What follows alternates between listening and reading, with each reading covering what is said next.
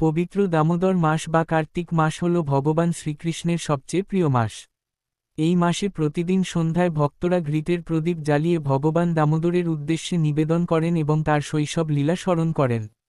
একদিন গোকুলে ছোট কৃষ্ণ মা যশোদার ঘরের মাখন চুরি করে খেলেন।